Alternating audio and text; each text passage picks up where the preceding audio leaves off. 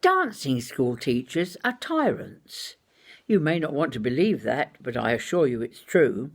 I expect producers of musicals are tyrants as well, and that would include me.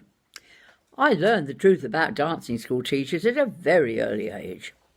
The instruction went out, the concert is on Saturday, and all fairies need a wand for the rehearsal on Thursday prior to the concert on Saturday. Well, fortunately, my granddad, the same one that dropped me, was very good at making things, and between whatever day the announcement was given and the said Thursday, he made me an absolutely splendid wand. Very beautiful, very sparkly. I was very proud of it. And I took it to my dancing school rehearsal, convinced that my dancing school teacher would think it was splendid. And she did. Too splendid for an also-ran chorus fairy. "Oh, Jean," she said, "what a lovely wand! Much too good for the chorus. This must go to the fairy queen." So I was divested of my wand instantly and given hers, which not only was smaller than mine, not as sparkly as mine, it had the terrible deficiency that it drooped. Now, if you think that's bad, the worst was still to come. That summer, the dancing school teacher decided we would all take part in the local carnival. We would have a dancing school float. And the theme of the float would be the wedding of the painted doll. Her very favourite pupil was chosen to be the young bride, and her very favourite male pupil, in fact the only male pupil, in fact her son, was chosen to be the bridegroom. And all the rest of us, those that had been deemed also-ran chorus fairies, were also-ran bridesmaids. And the decree this time was, all bridesmaids would have ringlets. Now my hair is very fine and not given to curl. The slightest bit of wave on a good day, but that's about it. But my mother's friend always knew.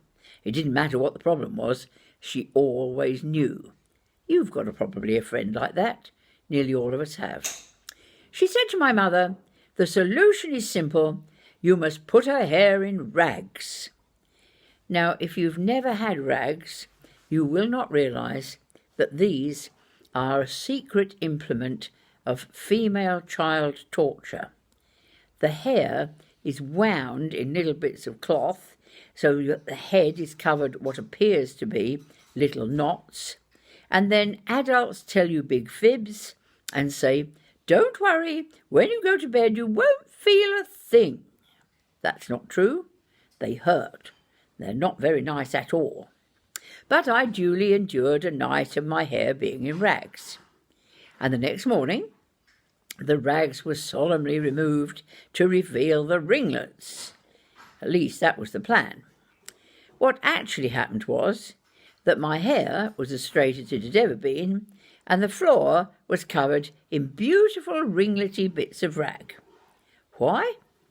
Well, my mother had never had it pointed out to her that it mattered whether you wound the hair round the rag or the rag round the hair, and whichever way it should have been, she'd done it the wrong way round. But never mind. Being a sensible woman, she had given enough time before this trial at acquiring ringlets and the actual event. So I had to endure a second night of hair in rags, which was pretty unpleasant. And the next morning, triumph. Well, not quite. They were more like little corkscrews than ringlets, but at least they were kinky. For at least 10 minutes. By the time I was up and dressed and had had my cornflakes and ready to go to school, my hair was pretty much as straight as it always is. Disaster. But no, my mother's friend had another solution. The other solution being curling tongs. And we're talking about 1948-ish curling tongs. They were like instruments of medieval torture. You got them red hot in the bare flame on the gas stove, and then you put the hair between the tong and the bit that clamped, and the idea was you would end up with curls.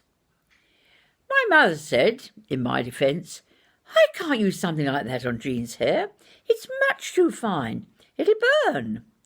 "No, no," said my mother's friend. "You use lavatory paper between the tongs and the hair in order to act as a cushion." So this is what was done.